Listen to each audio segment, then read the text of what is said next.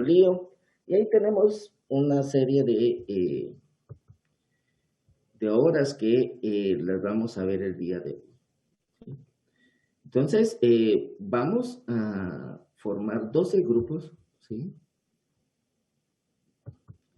Y en esos 12 grupos, ustedes van a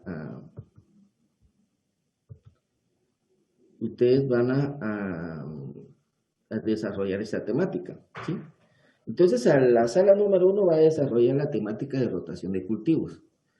Ya está asignado los grupos de trabajo, así que por favor anoten la, la actividad o la obra de conservación de suelos que van a desarrollar, ¿sí?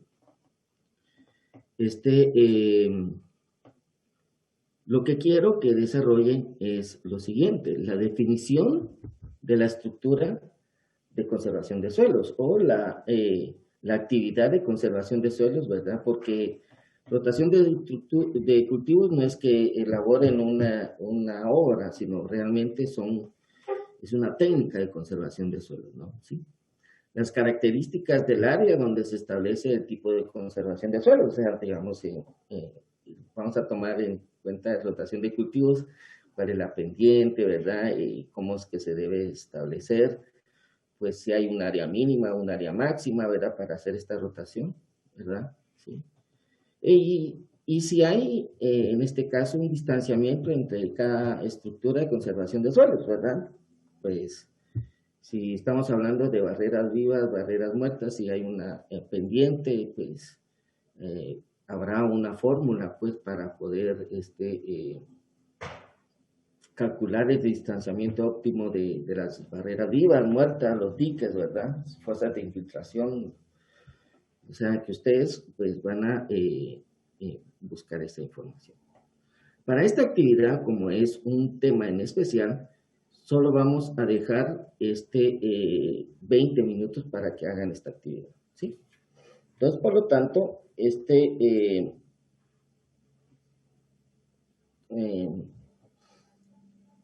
van a ser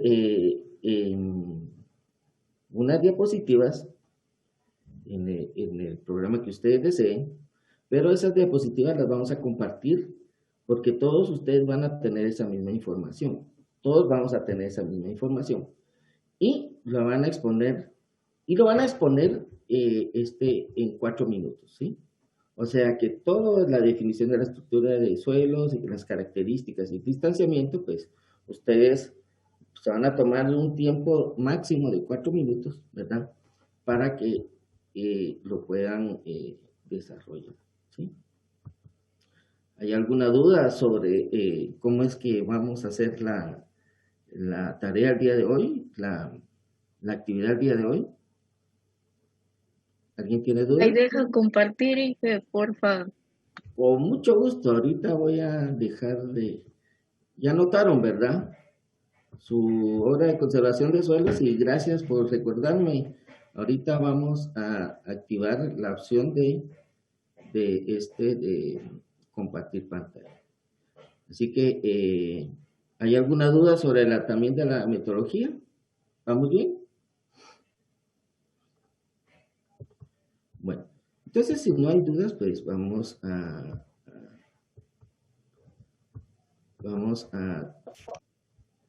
habilitar para que compartan pantalla y por favor trabajen en el... Tenemos 20 minutos, a las 10:45 retornamos y vamos exponiendo. De una vez vamos a ir exponiendo, ¿verdad? Así que ingresen a sus grupos, por favor, y empecemos a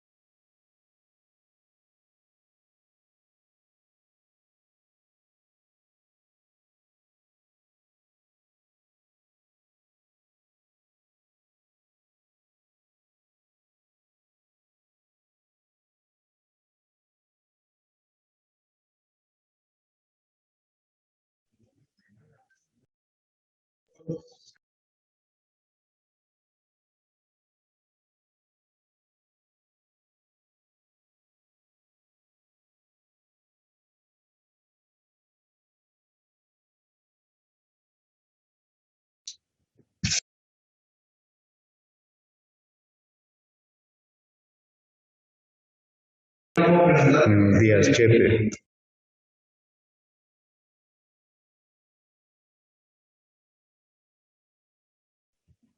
Bien, bien.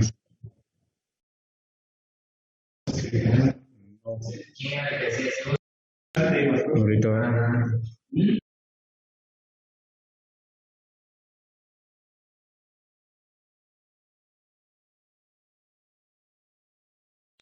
mucha tos.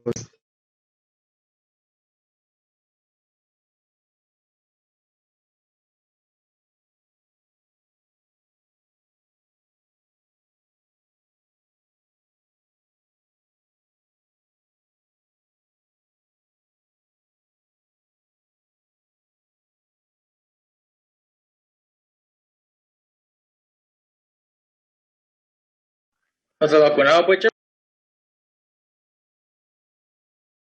¿No estás vacunado?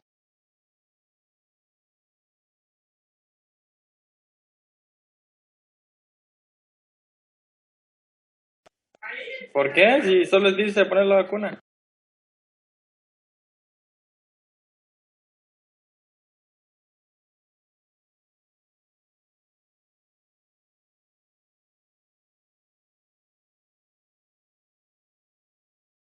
Qué raro, vos aquí a solo te iría.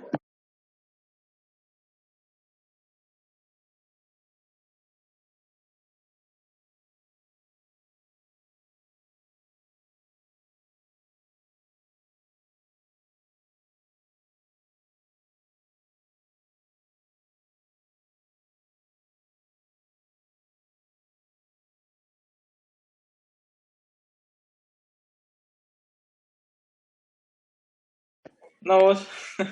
Jodiendo estoy, hombre.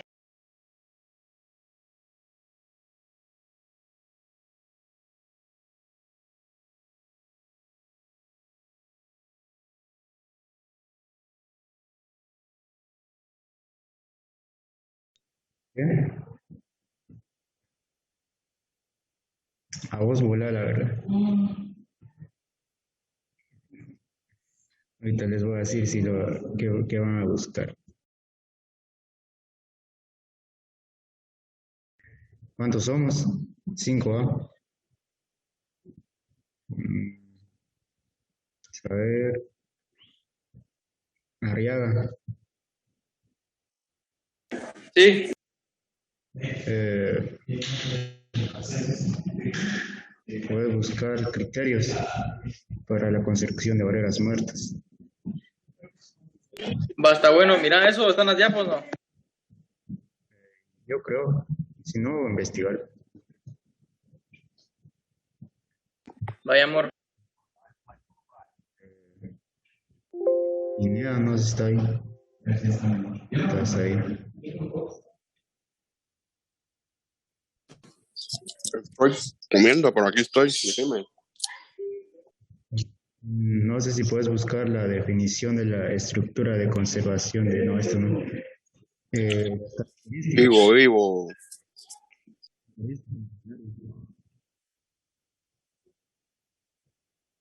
¿Cómo?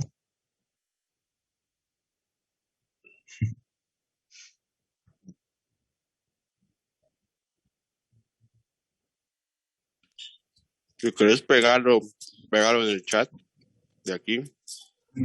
Sí, hoy pegué un documento también.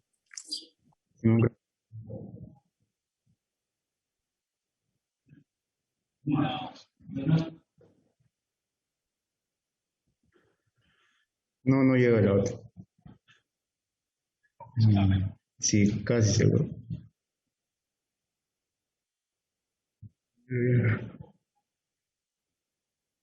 Ya lo ven. Hombre.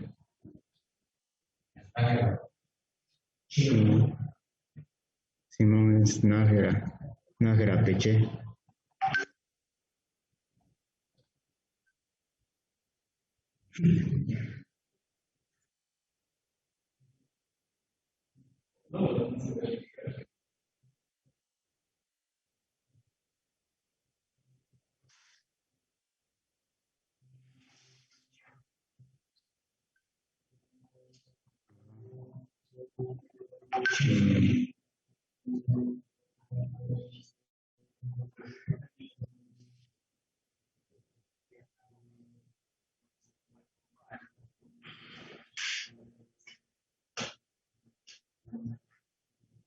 Voy a buscar también lo de las características.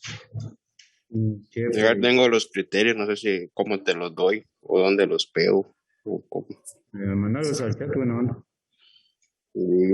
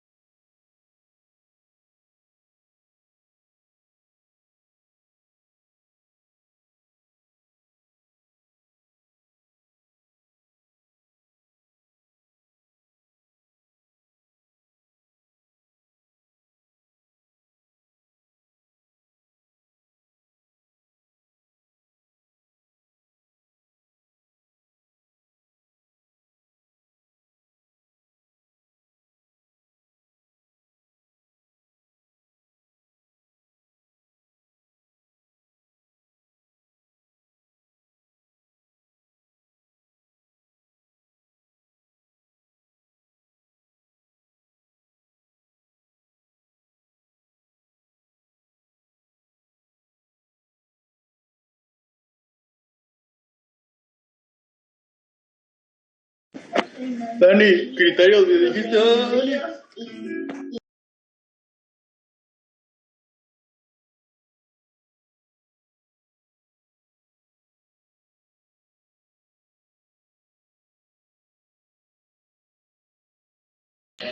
Simón Arriaga.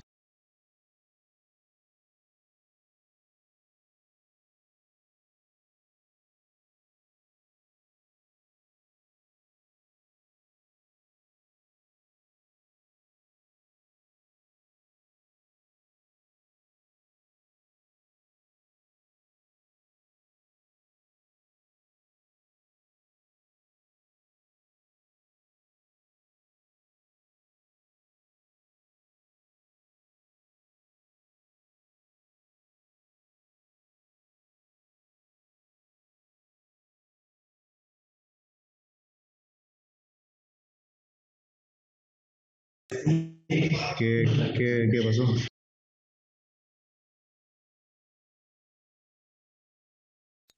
Cabos nada, pero voy a buscar la segunda, la que dice distanciamiento entre cada estructura de conservación de suelos.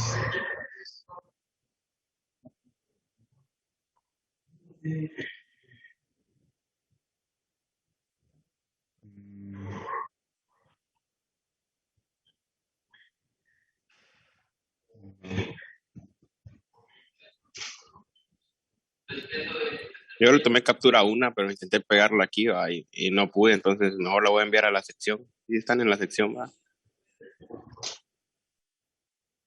No, en la sección. Está bien en la sección.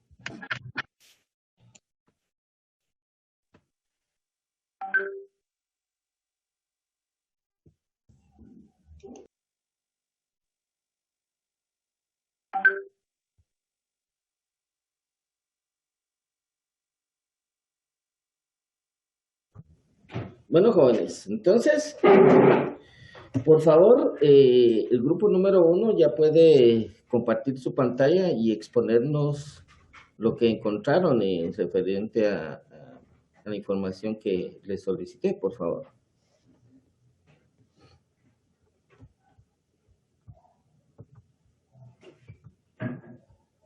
Brandon, Dani, Leonardo, Miguel Ángel, Michelle, William, ¿están por ahí?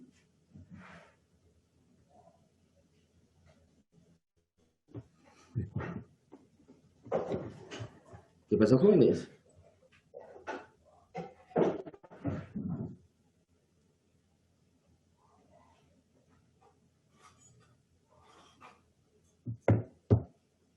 Hijo.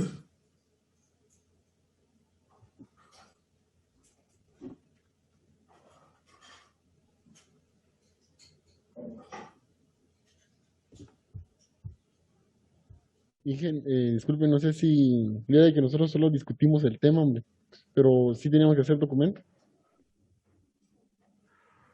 Les dije, jóvenes, que tenían que hacer una presentación, porque esas presentaciones las tenían que compartir con los compañeros, que eso es lo que vamos a evaluar, pues, ¿verdad? Sí. Ya. Entonces, ¿qué pasó?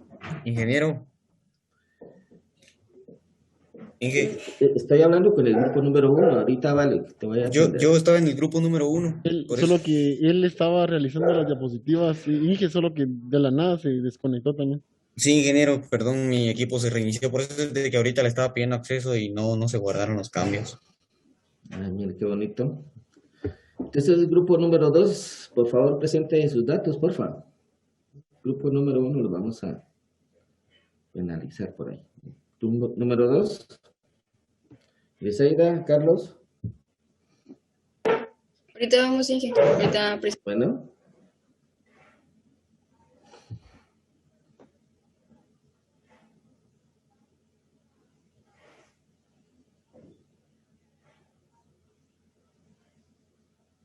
Y por favor, los otros grupos vayan compartiendo su presentación en el chat de aquí de Zoom. Entonces ahí lo vamos a recuperar.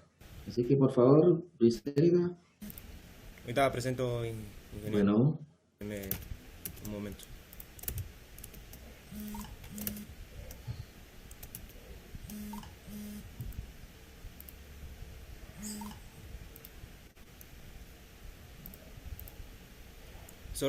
Ingeniero, solo logramos establecer lo que es la definición de abonos verdes, luminosas de cobertura, que era primero la definición de lo que son abonos verdes.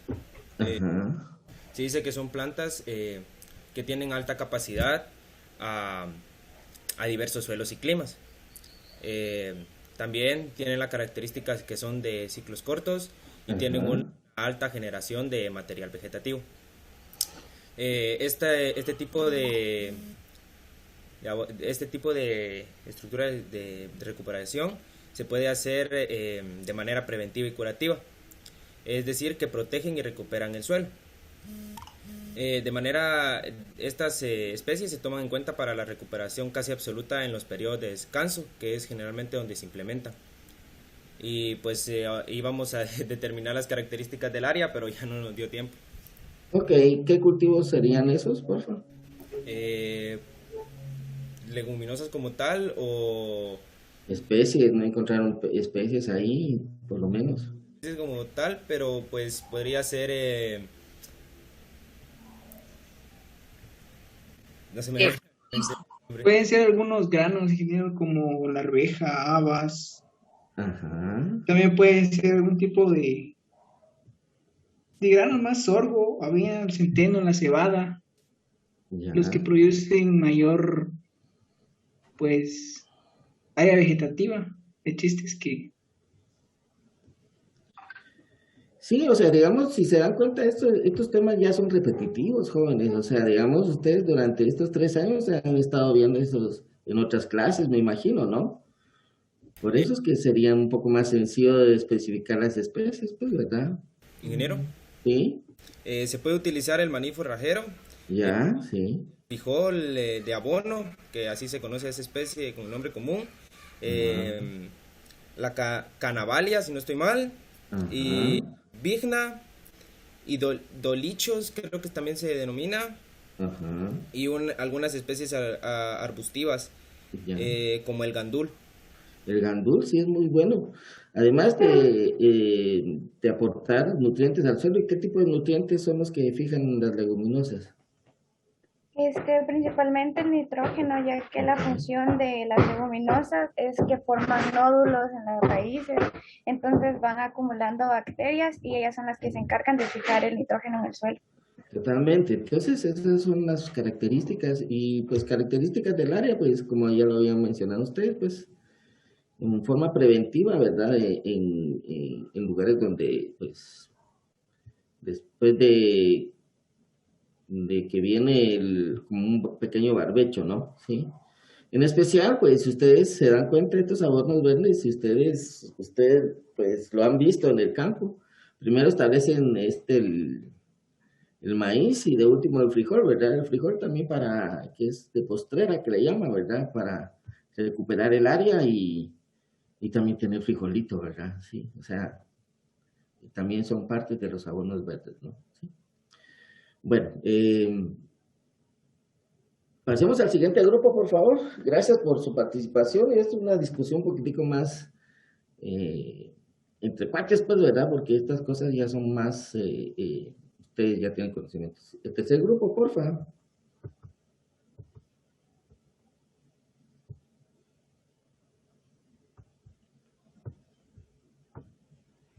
Aymar, Henry, Cristian, Neftalí, Raquel, Ontán. ¿También se les fue la luz o qué? Ahí viene, qué bueno, muchachos, pónganse pilas porque ahí vienen los grupos y plum, plum, puro poporopo. Démosle pues. Bueno, nosotros vamos a poner de la labranza cero con mulch y pues creo que hasta el mismo nombre lo explica bastante bien.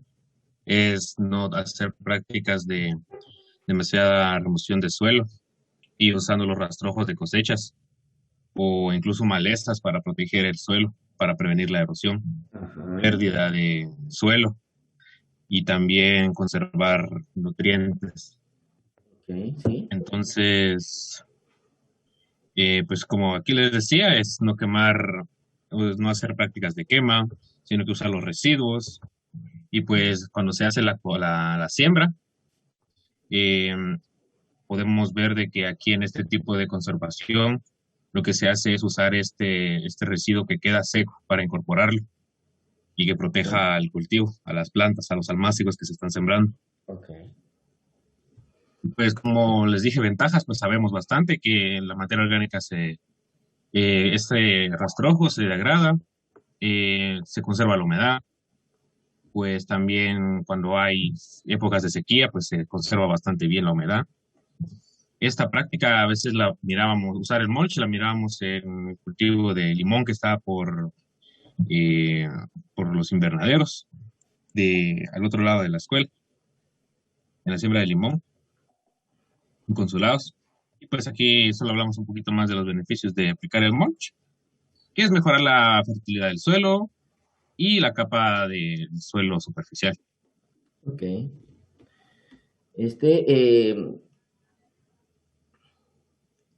También unas ventajas del mulch es que se evita uno el laboreo, ¿no? Digamos, la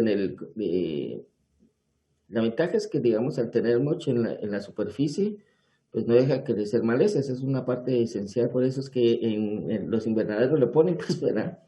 Para no trabajar no tener, pues, trabajos operativos ahí de manual o remoción de malezas.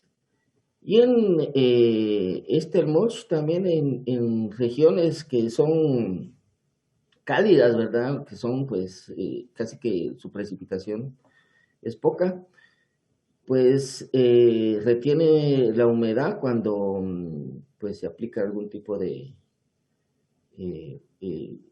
riego o cuando llueve un poquito, ¿no? ¿Sí? Por eso es que, digamos, en hortaliza le sustituyen este mulch por esa capa de ¿cómo se llama? De plástico que le ponen, no sé, es un plástico especial, ¿no? Sí, por eso le llama mulch, para, para cumplir esas funciones, ¿no? ¿Sí? ¿Algún tipo de dudas respecto a esto?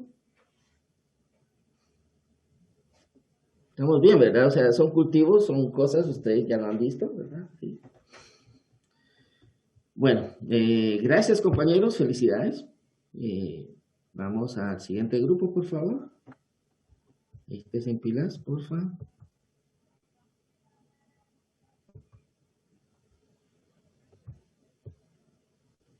Grupo 4, Alejandro, Doris. Gracias, muchas. Eso, así, rapidez. Labranza con mínima con mucho. ¿Dale?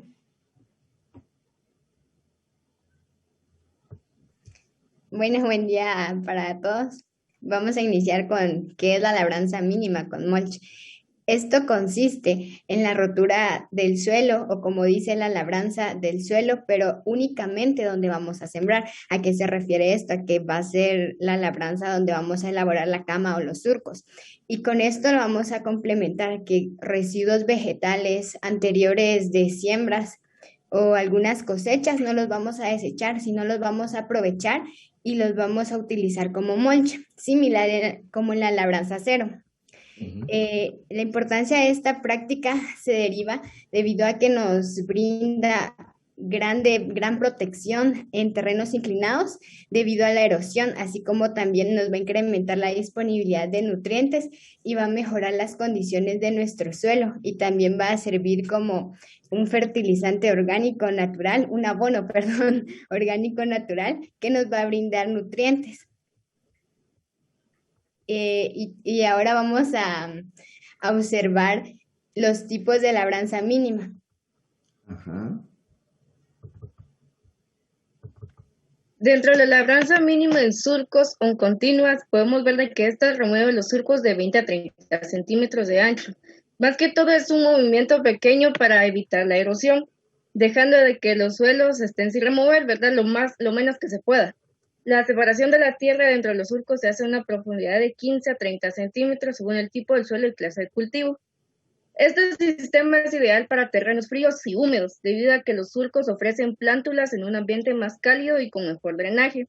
Dentro de las actividades de este podemos encontrar que protege la humedad, regula la temperatura, protege la estructura, no interrumpe los drenajes naturales, controla la erosión, estimula la actividad biológica del suelo, permite el ahorro en un 20% en mano de obra y ahorro en combustible y costos de maquinaria pesada. La labranza mínima con hoyos o individual es una labranza conservacionista, donde preparamos el suelo solamente en la parte que es alrededor de la postura de siembra, que es donde al hablar de postura estamos hablando de donde se siembra. Se hace una remoción circular alrededor de unos 20 a 25 centímetros alrededor de la postura. El espacio entre posturas y el espacio entre surcos no tiene remoción de suelo y se recomienda aplicar abono orgánico de tipo vegetal o estiércol, además de 1 a 2 puñados de ceniza por hoyo. La ceniza sirve para la desinfección del suelo. Este tipo de labranza es apta para cultivos como la sandía, la yuca, de tipo enredadera como el huisquil, el perulero o el oroco, además del tomate, el chile pimiento y otros cultivos de hortaliza.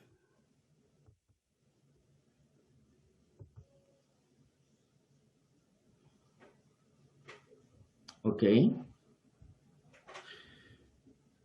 Gracias. ¿Alguna duda respecto a este tema? Como pueden observar, ya es labranza cero, ahorita labranza mínima, ya se apertura un poco el suelo, pero ya también se auxilia con el mulch. Son técnicas sencillas en las cuales nosotros podemos pues realizar. ¿Sí? Siguiente grupo, vamos.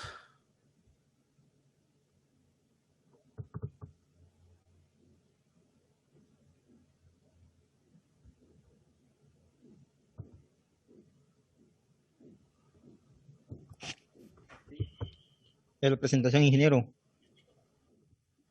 Sí, se observa. Ahorita le vamos a presentar. Hoy nos tocó sobre lo que es las terrazas individuales. Ahí están nuestros integrantes del grupo. Lo primero que tenemos que ver qué son las terrazas individuales. Dice que estas son prácticas de conservación de suelos y agua que sirven principalmente para plantar árboles frutales y forestales. Es una terraza individual porque esta se realiza solamente donde va la planta. ¿En dónde se construyen las terrazas individuales? Se construyen en terrenos con una pendiente para captar más agua, donde no se puede sembrar otros cultivos con una pendiente mayor, que se encuentren cerca de la casa para cuidarlos mejor, ya que necesitan un cuidado bien, debido a que si hay exceso de agua se podrían destruir si no se hace bien. Esto se hace para tener terrenos más productivos de los que no son, porque a un terreno con una pendiente muy grande se podría decir de que eso se podría hacer para forestales o forestales de protección. Entonces, esto es una gran alternativa. Ahora dejamos con nuestro compañero Cristian ahí que le exponga ahí cómo se construyen las terrazas. Pues tenemos de que se hacen en secciones transversales a la pendiente, pues. Entonces, primero se realizan las curvas a nivel. Puede ser que lo hagamos con un nivel en A, o ya sea que con un teodolito o con nuestros niveles topográficos. Y se trata principalmente las curvas madres. Siguiente. Como es para árboles individuales, vamos a marcar nuestro sitio de siembra. Generalmente se hace a 3 bolillos. Y entonces, utilizando la pita, generalmente lo hacemos. Medimos el tamaño del triángulo y dependiendo la especie, a esa distancia lo vamos a hacer. Siguiente. Pues, ya teniendo establecidos nuestros centros, tomamos en cuenta el área radicular de la especie y vamos a ir haciendo el área o determinando el área que va a ocupar cada terraza. Generalmente la terraza se va a hacer como que un corte en la pendiente y un relleno a modo de ir haciendo como un nivel en el suelo, les voy a decir. Siguiente.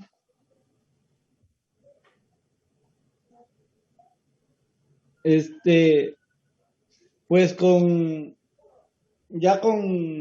les decía, ya con el área marcada, picamos el suelo y ya sea que utilizamos estacas, algunos lo hacen para reutilizar las llantas, que las usan como la barrera, piedras, se construye un tipo muro para poder hacer el corte en la parte de arriba y en la parte baja se hace como un relleno a modo de ir dejando a nivel la terraza en la cual va a estar la planta. Ajá. Siguiente. Entonces, ya tenemos nuestras áreas marcadas, pues, y utilizando como o sea, ya tenemos nuestra terraza hecha, pero teníamos algunas recomendaciones que ya no las incluimos acá, pero una recomendación era que no se hiciera en suelos menores con una profundidad menor de 30 centímetros. También se decía que no se utilizara en donde había mucha piedra, pues, porque cuesta mucho hacer las terrazas, o en suelos que sean altamente, para suelos que sean altamente arenosos, deben de utilizarse otras técnicas, porque por la arena, no funciona muy bien el método. Y dice que debe ser en pendientes menores de 30%, porque después la práctica se convierte económicamente no rentable. Ok, gracias. sería conveniente que lo incluyeran para esas recomendaciones que ustedes comentaron para ir enriqueciendo la presentación, ¿ok? ¿Sí? Bueno, bien. Ok, sí, realmente es una práctica en la cual pues más se vayan frutales porque pues una terraza de ese tamaño, la mano de obra pues que se incluye es bastante grande pues, pero los beneficios que aporta a la productividad, a la conservación del suelo es muy importante, ¿no? ¿Sí? Bueno, entonces seguimos con el siguiente grupo, gracias Cristian, vamos con el siguiente. Antes de que presente el otro grupo, pues solo me han enviado 3 archivos, que son los diques, fosas de infiltración, labranza mínima. La señorita Fanny, por favor enviar nuevamente su archivo. No sé qué pasó a la hora de bajarlo, no está. Entonces, faltan 8 archivos, 9 archivos. Por favor, pongámonos pilas, por favor, ¿sí? Dije, ¿usted va a subir esos archivos a la plataforma?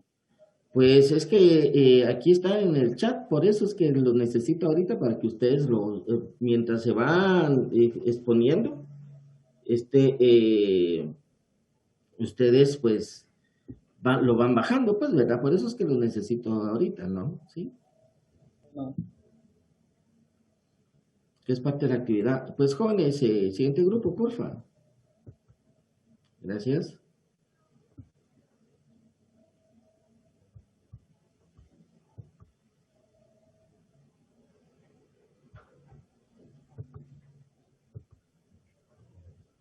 ¿Me escuchan? Ahorita sí. Al grupo le tocó la parte de siembra al trasbolillo. Siguiente diapositiva, compañera. Gracias. La definición, ¿verdad? Es el sistema de siembra donde las plantas ocupan los vértices de un triángulo equilátero, y la distancia dependerá del tipo de cultivo que vamos a establecer. No es lo mismo establecer un frutal o un cultivo de palma africano entre el bolillo. Con este sistema de siembra se obtienen más números de árboles sembrados por área. Siguiente diapositiva. Entre las ventajas, la densidad de siembra aumenta en un 15%, y la otra es que por la disposición de plantas en el terreno, la distribución, ¿verdad?, ayuda a controlar la erosión del suelo. Son económicas y de fácil adopción por parte de los productores. Siguiente diapositiva. Como lo mencionaba en una de las ventajas, que dice que se aumenta la densidad por área, ¿verdad? Porque aquí se da el ejemplo de que comparamos la siembra de 3 por 3 metros al cuadrado y la estamos comparando con una tres bolillo. Mientras que al cuadrado me da 1111 árboles, al sembrarlo o establecerlo por tres bolillo, la densidad sube a 1283 árboles.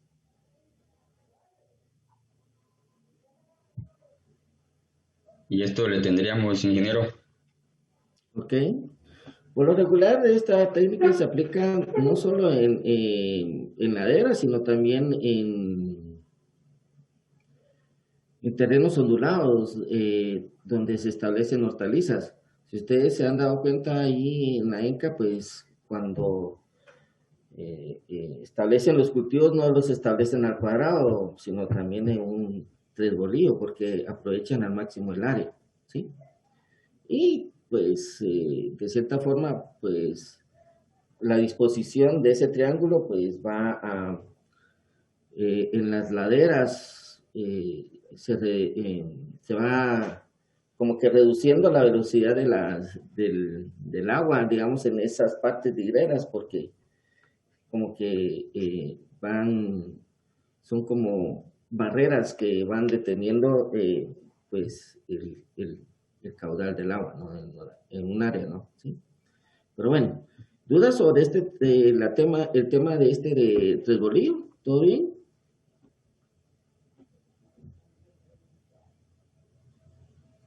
Bueno, entonces sigamos con el otro grupo, por favor. Si tuvieran...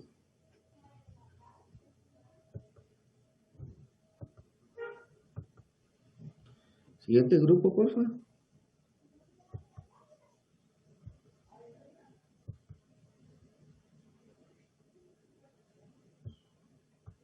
grupo toca, Inge? Disculpe. Puros news, mucha. Barreras vivas. Ya vamos. Espérame. Puros news, mucha. ¿Eso no estaba?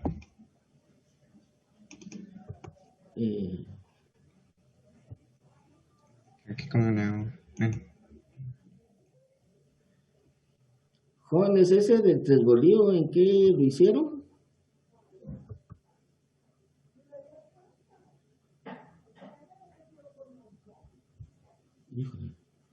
Lo habíamos hecho en Canva, Inge, pero ya envié yo el PDF ahí.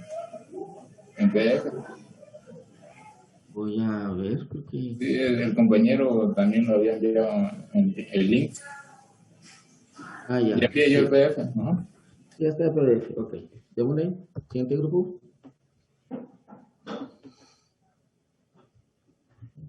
Las barreras vivas son cultivos, ya sean herbáceas, arbustivas o árboles, que se siembran en curvas a nivel, principalmente en las laderas con el propósito de controlar la erosión. Los objetivos principales de las barreras vivas es disminuir la velocidad de la escorrentía superficial, detener el suelo arrastrado por la lluvia en los terrenos y aumentar la humedad en los mismos. Siguiente diapositiva.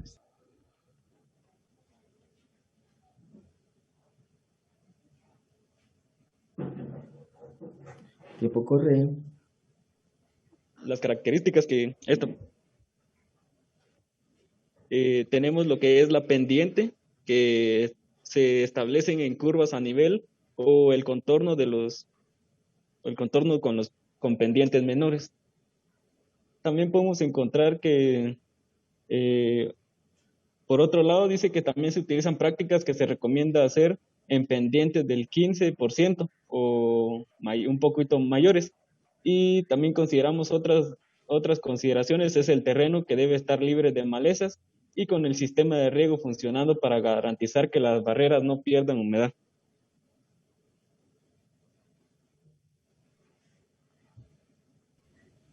Normalmente se utiliza material vegetativo perenne para las barreras vivas. Dice que para distanciamientos cortos se utiliza 0.15 metros.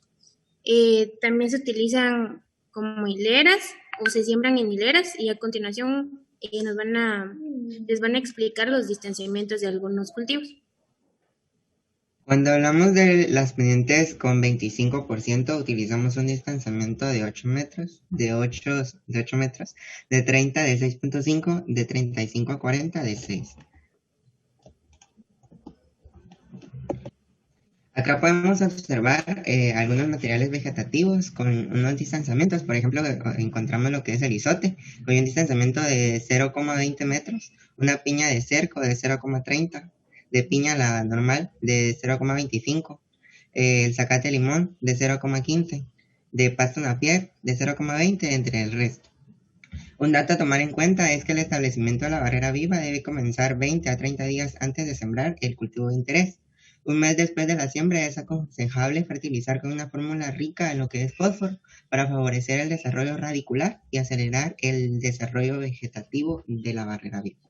Como podemos observar acá, tenemos un terreno con lo que hablamos anteriormente de las condiciones, con un sistema de riego ya establecido, sin haber hecho lo que es la siembra del cultivo a realizar. Y luego observamos ya la barrera viva ya en su pleno desarrollo, junto con lo que es el cultivo establecido. Y es así como finalizamos nosotros la presentación sobre las barreras vivas. Gracias, compañeros. Esa de piña de cerco, ¿cómo es que se llama comúnmente? ¿No saben? ¿Perdone?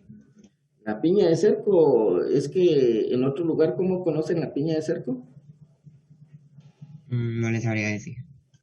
Alguien con... Piñuela, ingeniero. Piñuela. La piñuela, ¿verdad? También la piñuela, cuando uno está caminando y toda la cuestión por ahí, se puede comer esas partecitas, ¿verdad? Un poco ácidas, pero... sí. Entonces, gracias, buena presentación. Todas han sido buenas hasta el momento. ¿Tiene dudas sobre esta técnica de barreras vivas?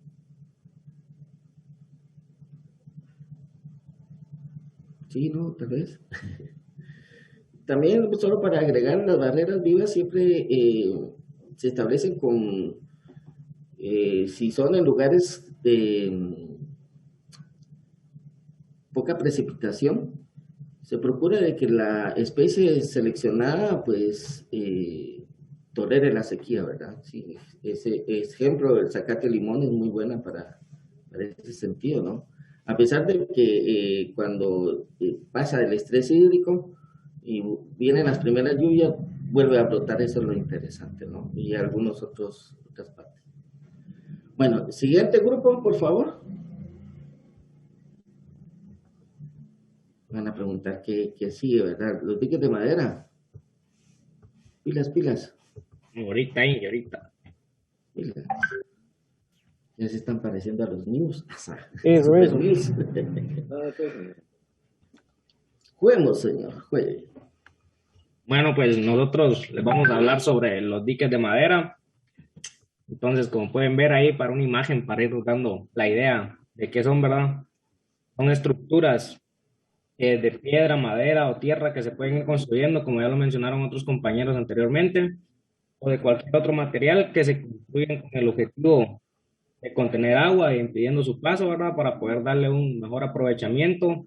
Con esto también poder reducir la erosión que causa las corrientes de los ríos que están arrastrando muchos materiales que convierten en sedimentación, ¿verdad?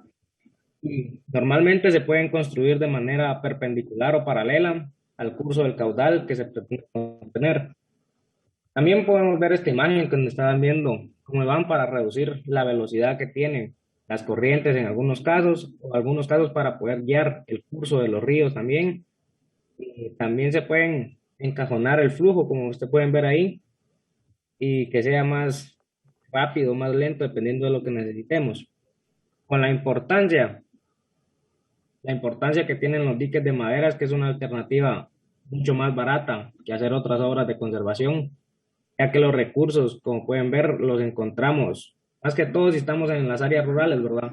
Se recomienda hacer uso de estas obras, ya que tenemos toda a disposición y cumplen de manera excelente con la función que necesitamos. La diferencia radica con el tipo que también que se conoce como gaviones, que son las estructuras ya más industriales, por decirle, donde ya los caudales son muy grandes o se necesita ya otro tipo de función. Es la vida útil nada más que tienen las estructuras. Se recomienda, como ya les había dicho, que si es para caudales muy grandes, usar gaviones, y si es para caudales medios y zonas donde se va a hacer un aprovechamiento, que sean de madera, ¿verdad? Los factores que pueden influir en el diseño, está el tipo de suelo, la erosión, el tamaño de la cárcava y el daño que puede existir en el área donde vamos a hacer la obra. El material a utilizar también es de suma importancia y el grado de protección requerido en el lugar donde estemos. Las ventajas que ya habíamos ido hablando anteriormente, que el precio de la construcción es mínima, retiene más los materiales, permite darle un mejor uso y aprovechamiento al suelo, evita la erosión, mantiene la humedad y la fertilidad del lugar. Existen mayores producciones, ya sean de tipo forestal o agrícola, hay una mayor infiltración de agua en el suelo. En las desventajas tenemos el deterioro, que como ya le había dicho, la vida útil que tienen estas estructuras es muy poco a comparación ya de los gaviones.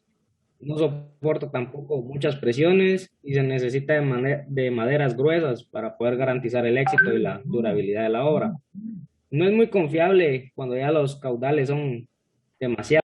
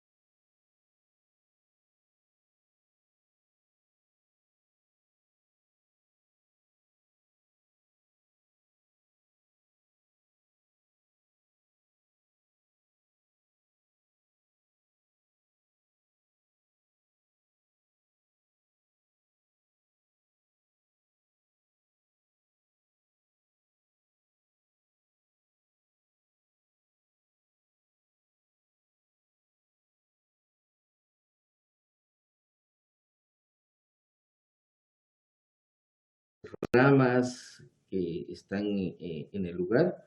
Incluso hay otro tipo de material que tal vez sea sintético, pues, ¿verdad? Que nos puede ayudar a establecer estas barreras, pues, ¿verdad? Sí. Y como comentaban sus compañeros, pues, se recomienda pendientes fuertes, ¿verdad? Para ir minimizando los procesos, ¿no? El siguiente grupo, por favor, ¿tienen dudas respecto a al tema de barreras muertas? ¿Pregunta? ¿Alguien tiene preguntas? Antes de continuar. Bueno.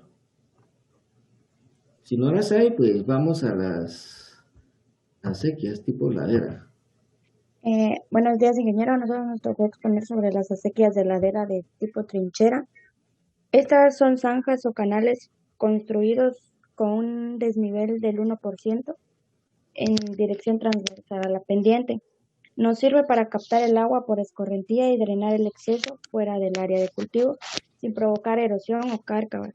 En la parte superior de las acequias se pueden sembrar barreras vivas para retener el suelo y otros sedimentos que arrastra la lluvia a fin de que esas no se rellenen con tierra. Dentro de las características que debe tener el área es que se deben hacer en zonas con alta precipitación para poder drenar el agua, el exceso de lluvia, perdón. Suelos con baja capacidad de infiltración en zonas húmedas y en parcelas con pendientes mayores al 15%. Para las construcciones de la obra, en primer lugar hay que ir a hacer un recorrido del terreno para determinar la clase de suelo, la profundidad efectiva y la pendiente del terreno y la pedregosidad. Se hace el trazo de una línea madre que debe ubicarse entre el sitio más alto y el sitio más bajo del terreno. Si la pendiente es de 30%, las estacas de la línea madre van a tener una distancia de 10 metros entre cada una. El trazo y el estaquillado de la curva a nivel se comienza a trazar con un nivel de tipo A, en el punto más alto de la línea madre hacia la derecha, con el nivel de tipo A, y cada 2 metros se colocan las estacas al ir terminando cada trazo. Compañeros, fíjense que dentro de esto no estaba de la construcción, sino solo definición, características del área y distanciamiento de la estructura, porque las construcciones vamos a ver que casi que todas son las mismas, pero pasemos al área donde está el distanciamiento que existe, por favor. Inge, lo único que encontramos es que la distancia entre las acequias depende del grado de la pendiente. Pues sí, entonces. Pendientes grandes, ¿qué distanciamiento hay? Y pendientes pequeñas. Pero no lo colocamos en su permiso. Pero no encontraron fórmulas ni nada por el estilo. Ok. Bueno, si no encontraron pues esa tablita, pues vamos viendo que casi que son las mismas distancias de las otras obras, ¿verdad? ¿Sí? La voy a buscar, Inge, y se la adjunto en el chat. Por favor, ahí. Siguiente grupo.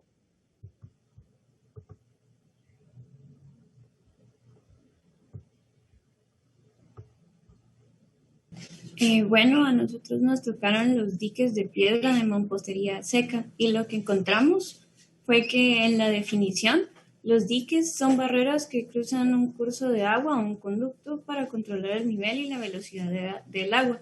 Estos se construyen en cárcavas y pues con eso evitamos la erosión del suelo.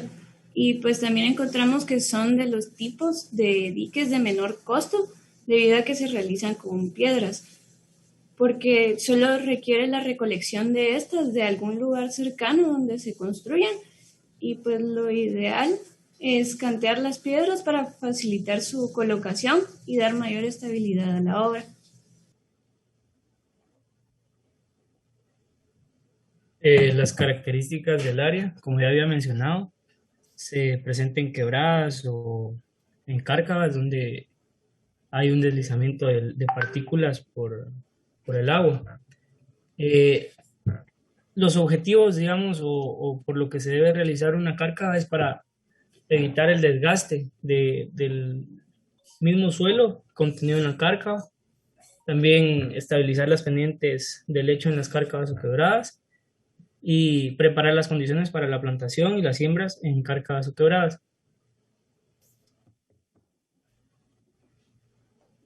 Los distanciamientos de cada estructura, generalmente, si una cárcava o una quebrada tiende a ser de 20 metros o menos, solo se realiza una estructura. Y si es más larga, debería tomarse en cuenta la pendiente y qué tan largo es el terreno donde se realizarán las estructuras.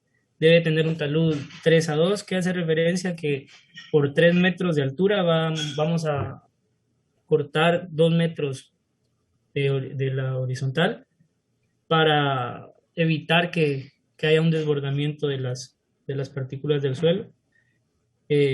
Así también hay que tener una parte en la cárcava, en el dique, perdón, donde el agua pueda fluir, pero tenemos que tener en cuenta que el agua no sobrepase los límites porque va a reducir o va a afectar lo que es el dique. También tenemos que realizarle una estructura que es como para evitar que exista un desgaste, la cual consiste en hacerlo pendiente abajo.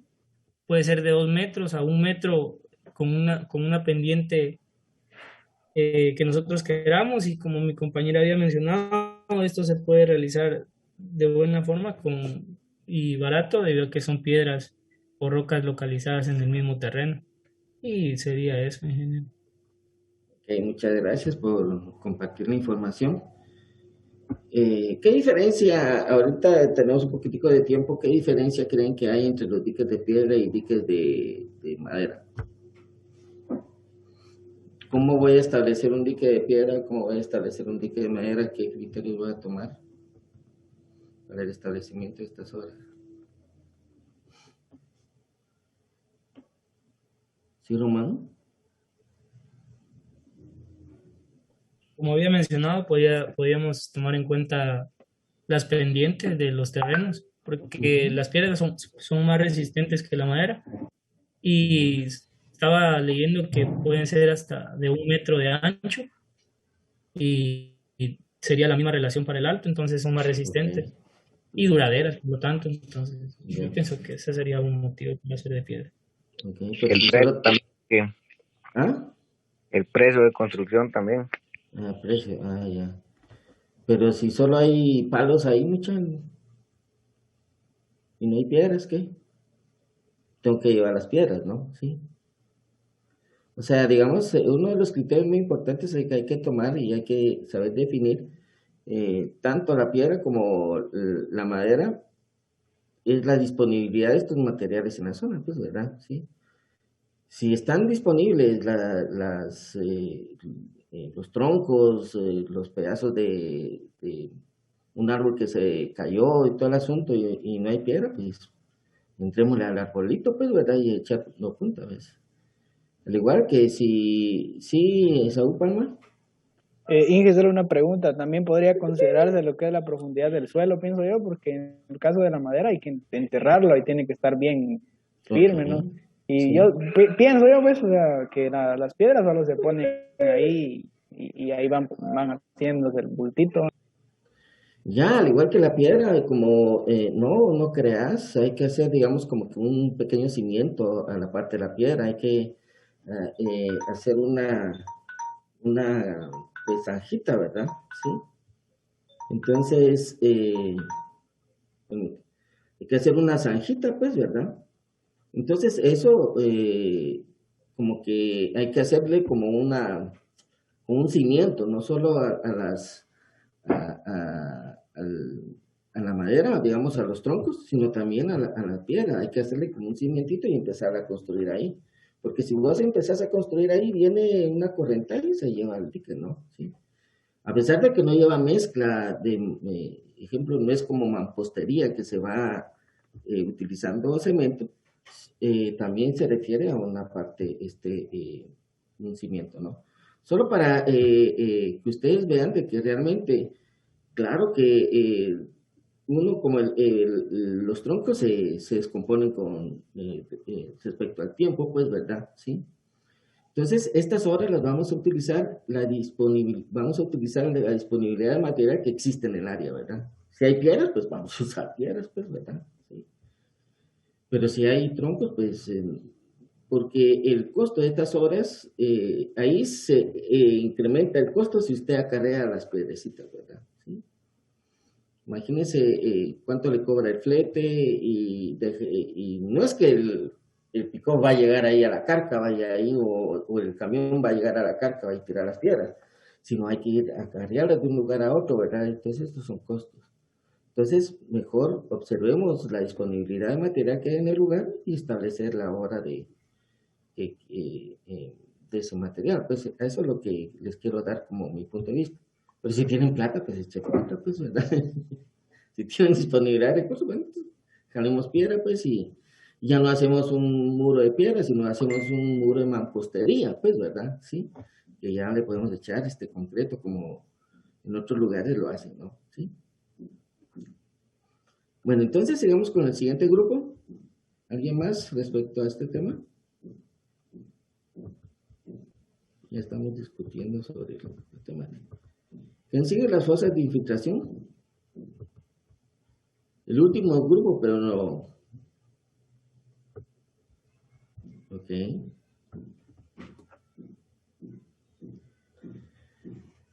Pues, señor. Buen día, compañeros y ingeniero. Vamos a hablarles acerca de las fosas de infiltración del agua. Siguiente diapositiva. Estas son canales sin desnivel constituidos en laderas, los cuales tienen por objetivo captar el agua que escurre disminuyendo los procesos erosivos, al aumentar la infiltración del agua en el suelo. Siguiente diapositiva.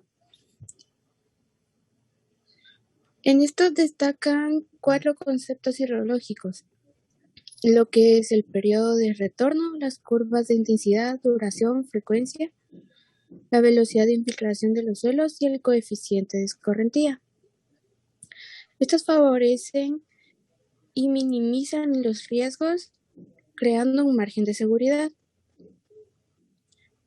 Siguiente diapositiva. Dentro de las distancias, estos pueden ser entre cada zanja de 2.45 metros. Asimismo, tienen una profundidad de 0.8 metros con un ancho de 0.45 metros. La longitud de esta es determinada mediante la división del área útil del campo de infiltración entre el ancho de la zanja de infiltración. En este tiene lugar la pendiente en la que al menos es de 0.5%. Para profundidades de 0.60 metros, esta será distribuida de 0.60 por 0.30 metros. Asimismo, mayores a 0.60 metros, esta deberá ser de 0.60 por 0.60 metros.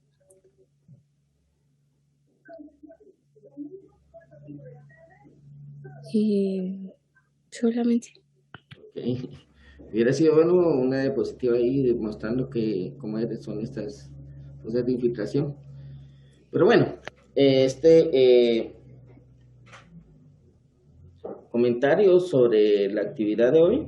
¿Alguna duda de algunas partes, sí, William? Disculpe, Inge, viera que como nosotros somos el grupo 1 y no presentamos, ¿será que nos da un chancecito solo para presentar lo que teníamos? Ah, bueno. Del día de mañana lo vamos a... mañana tenemos periodos juntos, ¿no? ¿No vamos a tener periodos juntos? No. Ya, que los otros no les den clases, así hacemos el grupo. Me gusta ese. Así rapidín. Así rapidín, pues, nos vamos a tomar, denle pues mucha. No sé si ya pueden visualizar. Ahí está. Denle pues. Ahí estamos. Pues, bueno. Ya se visualiza. Bueno, a nosotros nos correspondió lo que lo de la rotación de cultivos. La rotación de cultivos consiste en la siembra sucesiva de diferentes cultivos en un mismo terreno, siguiendo un orden definido. La contraparte, más que todo, y lo contrario de este sería el monocultivo, que consiste en una siembra repetida de una misma especie en el mismo campo, año tras año. Más que todo es hablando respecto a lo que viene siendo la diferencia entre una rotación de cultivo y un monocultivo. La rotación de cultivo tiene una forma definida y ordenada de rotación de cultivos, mientras que el monocultivo es un cultivo año tras año.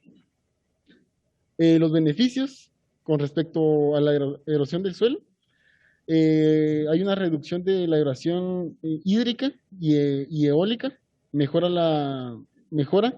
de la adaptación de la agricultura de la conservación en comparación con los monocultivos, distribución más adecuada de nutrientes en el perfil del suelo. Los cultivos de raíces más profundas extraen nutrientes a mayor profundidad. Otro de los beneficios que tal vez no se mencionan aquí, pero pueden tomarse en cuenta, es de que hay veces de que alguna plaga o enfermedad ataca a algún cultivo en específico, y al momento de realizar esa rotación de cultivo hace de que, como digamos al otro cultivo que se va a poner en el campo, que va a rotar, no le va a atacar la misma plaga, entonces va a estarse eliminando automáticamente. Y pues aquí, como podemos ver, ¿verdad? La rotación de cultivos entre frutos, legumbres, raíces y hojas, de una forma ordenada. Mi compañero va a seguir con la explicación. En el caso de la imagen anterior, no sé si se puede ubicar, se hace esta rotación con el objetivo. Por ejemplo, si hacemos un cultivo de raíces, estas van a ser altas en demanda de potasio a determinada profundidad. Posterior a ello, si establecemos un cultivo de hojas, esta va a ser alta en demanda de nitrógeno. Y posteriormente, si establecemos un cultivo de frutos, esta va a ser alta en demanda de todos los nutrientes. Y posterior a ello, establecemos legumbres, que estas son fijadoras de nitrógeno para restablecer aquellos nutrientes que se perdieron, específicamente el nitrógeno. Por ejemplo, en la rotación de cultivos encontramos las poáceas, las leguminosas, canopoidáceas, entre otras.